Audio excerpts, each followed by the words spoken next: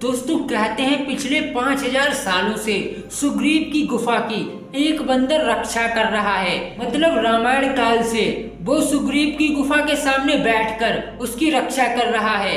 आखिर क्या है उस गुफा के अंदर और क्यों बे बानर उस गुफा की रक्षा कर रहा है, और क्या हुआ जब दो कपल उस गुफा के अंदर गए, उसके बाद उन्होंने वहां पर खुदाई की तो उन्हें क्या मिला। आखिर क्या है उस रहस्यमय गुफा का रहस्य जो कि 5000 सालों से एक बंदर उस गुफा की रक्षा कर रहा है। मित्रों, रामायण काल में जो हमें ऋषमुख नामक पर्वत दिखाया जाता है वो आज के समय कर्नाटका के हम्पी में स्थित है। नमस्कार दोस्तों, मिस्टिका नितेश के आज के इस बेहद रोमांचक एपिसोड में आपका स्वागत है। दोस्तों, आज हम जानेंगे आखिर क्या हुआ जब एक कपल सुग्रीव की गुफा के अंदर गया। तो वीडियो में एंड तक बने रहना। कहा जाता है सालों पहले मीना और सुरेश नामक दो कपल थे जो कि उस गुफा के अंदर गए। वहां पहुंचकर उन्हें एक अलग अनुभूति हुई, मानो कि वे कोई दिव्य दुनिया में पहुंच गए हों। और उन्होंने उस दिन उस गुफा को पूरा घूम लिया। अब घर आकर वे दोनों थक गए और जैसे ही वे लेटे वे दोनों सो गए।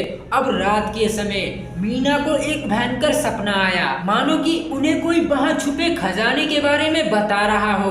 अब जैसे ही मीना की आंख खुल गई, मीना की आंखें कमरे में लगी घड़ी पर पड़ी तो उसने देखा कि सुबह के 4 बज रहे हैं। मीना धार्मिक चीजों पर बहुत विश्वास रखती थी। अब उसने इस बात को बिल्कुल नजरअंदाज नहीं किया और उसने अपने पति सुरेश को सुबह सब बातें बता दी। जिसके बाद दोनों ने तय किया कि वो अगली रात इस गुफा के अंदर जाएंगे। क्या पता उन्हें कोई ऐसी चीज मिल जाए जिससे कि उन दोनों की जिंदगी बदल जाए। रात होते ही मीना और सुरेश खुदाई की मंशा से गुफा में पहुंच गए। उन्होंने खुदाई करना शुरू कर दिया।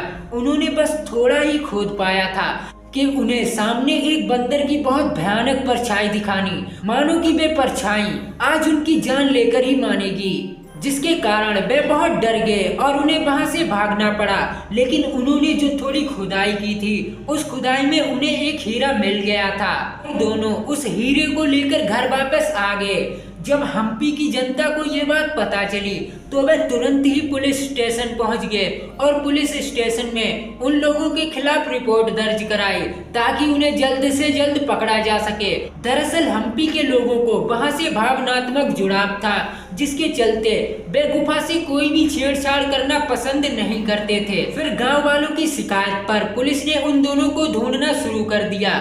कहते हैं 2 महीने ढूंढने के बाद भी वो दोनों कहीं नजर नहीं आए।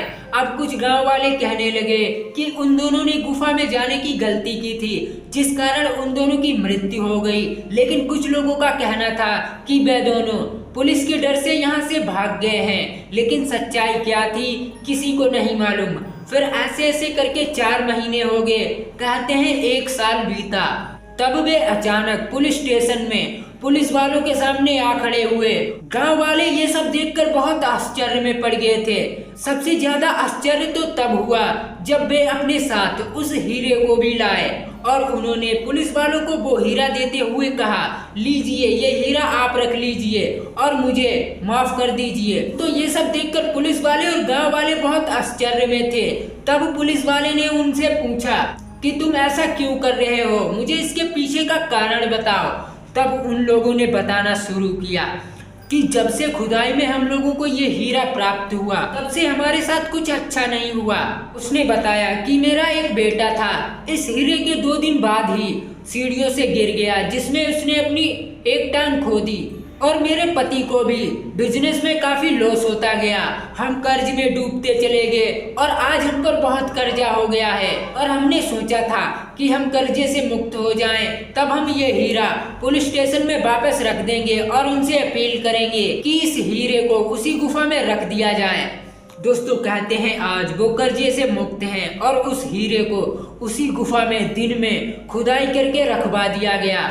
और वहां आज भी एक बंदर 5000 सालों से उस गुफा की रक्षा कर रहा है, जिसके चलते उस गांव में वहां कोई नहीं जाता उस गुफा के। आना तो दूर की बात, रात के समय कोई भी उस गुफा के आसपास नहीं भटकता। तो दोस्तों, आज की यह खास जानकारी अगर आपको पसंद आई हो तो वीडियो को लाइक करें और चैनल पर नए हो तो चैनल को सब्सक्राइब करें और यदि आपके पास ऐसी कोई किसी व्यक्ति से जुड़ी सच्ची कहानी हो तो आप मुझे इंस्टाग्राम पर डीएम कर सकते हैं। लिंक आपको डिस्क्रिप्शन में मिल जाएगी। तब तक के लिए जय श्री राम। मिलते हैं अगली हैरान कर देने वाली कहानी में।